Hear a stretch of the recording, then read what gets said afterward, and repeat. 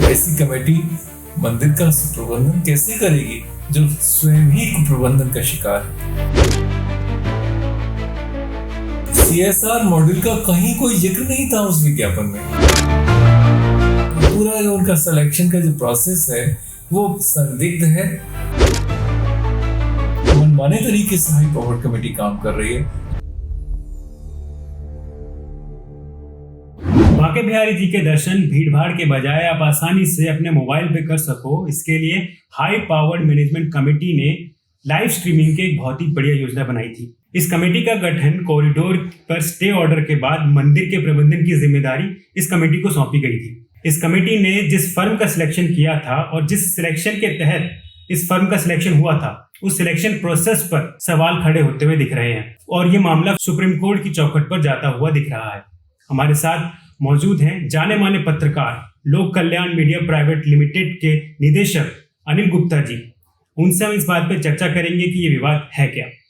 तो अनिल जी, आपका बहुत बहुत स्वागत है हमारे स्टूडियो में। आपको, आपके दर्शकों को बहुत बहुत नमस्कार, अभिनंदन। अनिल जी, ये लोक कल्याण मीडिया प्राइवेट लिमिटेड है क्या? लोक कल्याण मीडिया प्राइवेट लिमिटेड एक 3 निदेशकों की संस्था है जिसका मूल उद्देश्य मीडिया के क्षेत्र में मिशनरी भावना से काम करने की थी।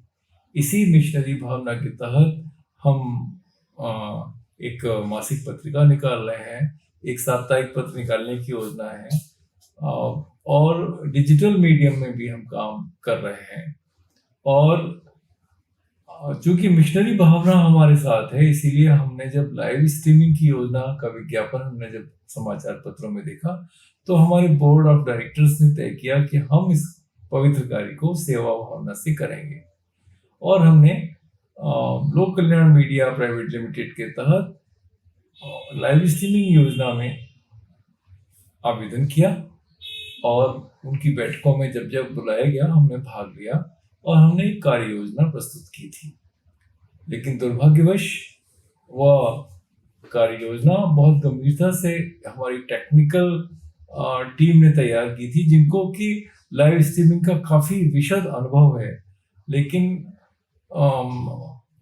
मैनेजमेंट कमेटी, जो हाई पावर कमेटी है, जो सुप्रीम कोर्ट ने फॉर्म की है, उसने उस तरीके से इसके तकनीकी पहलू पर विचार नहीं किया और वह किसी अन्य कंपनी को, संस्था को दे दी गई। मतलब आप कह रहे हैं कि जिस कंपनी को वो क्या कहते हैं आवेदन मिला वो सही तरीके से नहीं मिला है, उसमें कुछ कमियां हैं। आपको ऐसा क्यों लगता है? वह कंपनी पहली 2 बैठकों में गैर हाजिर थी। जिस बैठक में उनको ये काम अवार्ड किया गया, उस बैठक में वो उसी दिन आई थी।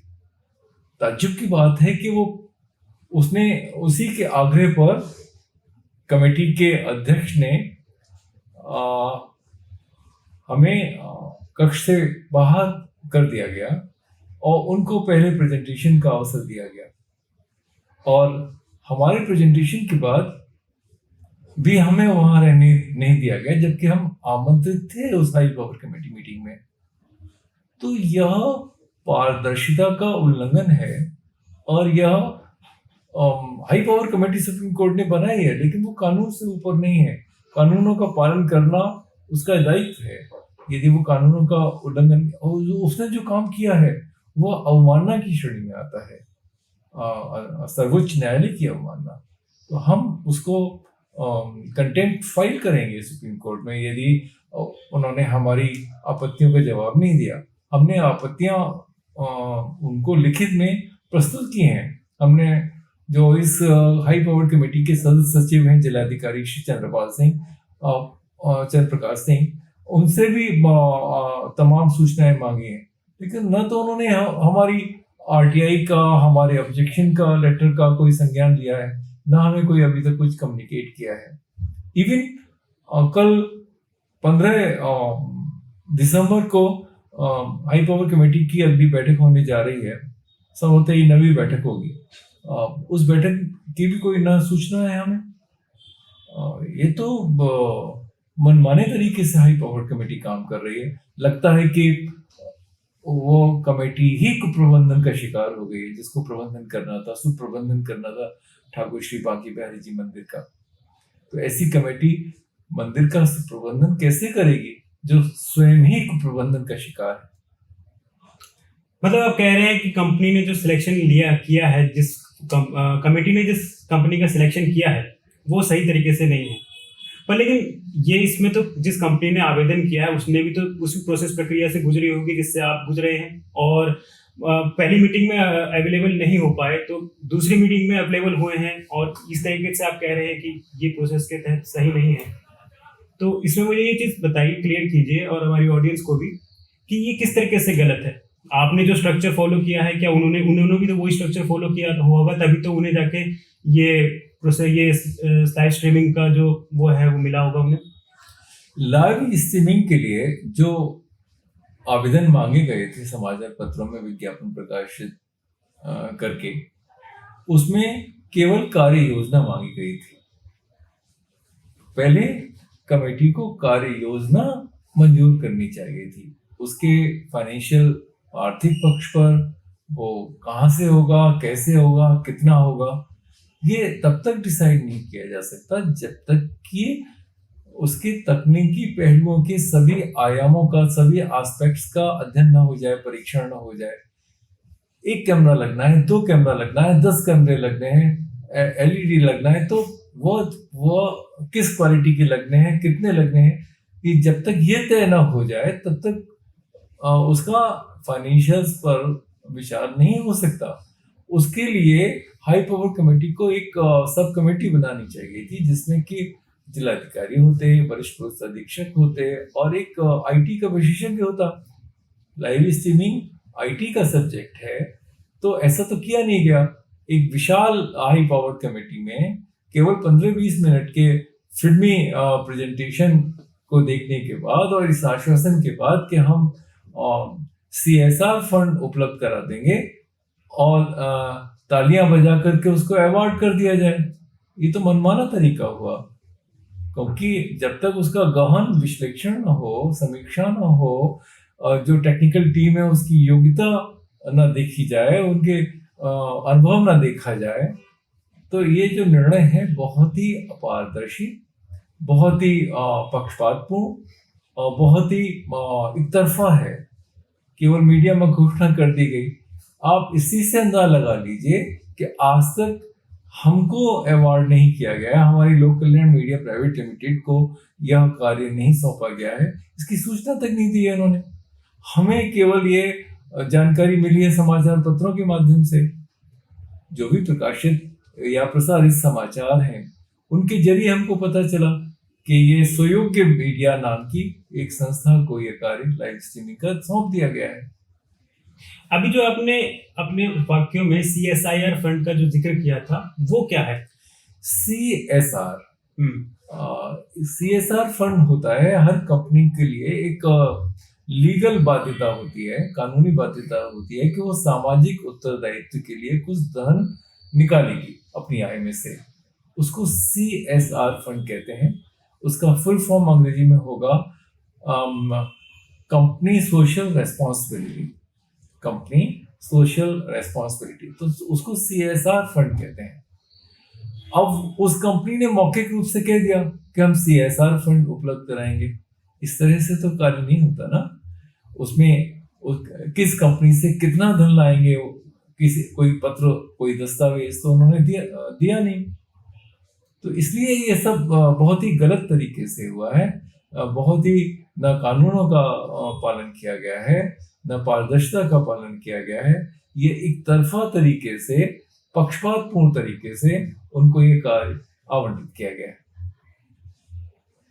और जो अभी आपने कहा कि आपको ये सूचना जो समाचार पत्र हैं उनके जरिए आपको मिली थी, तो उनको वहां से सूचना कैसे प्राप्त हुई? या हो सकता है कि उन्होंने जारी किया हो और आपको पता ना चला हो, ये भी तो एक गलती हो सकती है। हमारे पास जैसे बैठक के लिए मेल आता है, तो मेल के जरिए हमको बता सकते थे कि आपका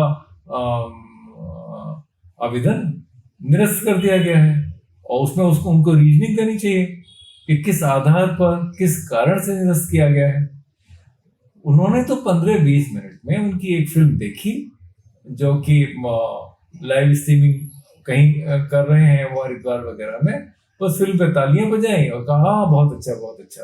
और उन्होंने कहा कि CSR के तहत आपको 1.5 करोड़ रुपए मिल जाएगा। अच्छा, आपने भी तो अपनी कोई फिल्म अपना कोई प्रेजेंटेशन वहां दिया होगा, तभी तो आपको शायद ना मौका मिला हो। नहीं, हमने अपना प्रेजेंटेशन दिया, हमने विज्ञापन के अनुरूप केवल अपने को फोकस किया कार्य योजना पर। हमने कार्य योजना का बहुत बेहतरीन प्रेजेंटेशन दिया था। हमने उसमें पहली मीटिंग के बाद जिस तरह से तय हुआ था कि हम और थोड़ा सा इस पर काम करें, तो हमने तमाम उन पॉइंट्स पर क्राउड मैनेजमेंट के पॉइंट ऑफ व्यू से हमने फोटोग्राफी कराई। उन फोटोज को हमने कमेटी को उपलब्ध कराया कि यहाँ पर कैमरे लगने चाहिए, यहाँ LED लगना चाहिए, आदि आदि। तो लेकिन लेकिन हाई पावर कमेटी बहुत सीरियस नहीं थी सिलेक्शन प्रोसेस के लिए, फेयर तरीके से सेलेक्ट करने के लिए। मतलब आप कह रहे हैं कि हाई पावर्ड कमेटी अपना मन बना चुकी थी कि ये प्रोजेक्ट इनको देना है। ये तो मैं नहीं कह सकता मन बना चुकी थी, लेकिन जिस तरीके से उन्होंने दिया कि पहली बार वो आए और 15-20 मिनट की उनका प्रेजेंटेशन में उन्होंने कहा वाह वाह वाह, तालियां बजाई और उनको कर दिया। तो ये जो तरीका बता रहा है कि ये जो पूरा जो उनका सिलेक्शन का जो प्रोसेस है वो संदिग्ध है, गैर कानूनी है, पारदर्शी है, और उसमें लगता है कि किसी भी बात का ख्याल नहीं रखा गया है। ये बिल्कुल क्लियर कोर्ट की अवमानना का मसला है, क्योंकि उन्होंने अपने अधिकार से परे जाकर के निर्णय लिया है। तो मतलब एक तरीके से ये कहा जाए कि जैसे हमारे आम बोलचाल की भाषा में कहते हैं कि खेलने से पहले ही विनर डिसाइड हो गया। गेम स्टार्ट होने से पहले ही मतलब विनर डिसाइड हो गया कि कौन जीतेगा और कौन हारेगा। मैं ये तो आरोप नहीं लगाना चाहूंगा, क्योंकि हाई पावर कमेटी के जो चेयरमैन हैं वो इलाहाबाद हाई कोर्ट के माननीय न्यायमूर्ति हैं, रिटायर्ड श्री अशोक कुमार। उस कमेटी में एक रिटायर्ड डिस्ट्रिक्ट जज भी हैं। उस कमेटी में मथुरा जनपद के जिलाधिकारी भी हैं, जो कि जिनकी बहुत अच्छी प्रतिष्ठा है, बहुत अच्छे अधिकारी हैं, जिनका ट्रैक रिकॉर्ड बहुत अच्छा है। तो वरिष्ठ पुलिस अधीक्षक हैं। तो उस CSR मॉड्यूल का कहीं कोई जिक्र नहीं था उस विज्ञापन में कि हम उसको अलॉट करेंगे काम जो CSR फंड ले आएगा। नहीं, तो फंड की तो बात तब पैदा होती है जब हम DPR में कितना खर्च आएगा वो एक बार उसका परिमाण तय कर लें। हमें कितने इक्विपमेंट चाहिए, उनकी कीमत क्या होगी, आदि आदि। ये बस तो पहले तो कार्य योजना अप्रूव होनी चाहिए थी, डिटेल्ड प्रोजेक्ट रिपोर्ट उसके बाद बनती है। उसमें फिर किस क्वालिटी कैमरे 10 तरह के आते हैं, उनकी अलग अलग मूल्य होते हैं, अलग अलग कीमतें होती हैं। तो यह कार्य पूरी कमेटी, हाई पावर कमेटी नहीं कर सकती है। इसके लिए, इस विशेष कार्य के लिए एक सब कमेटी का निर्माण किया जाना चाहिए था।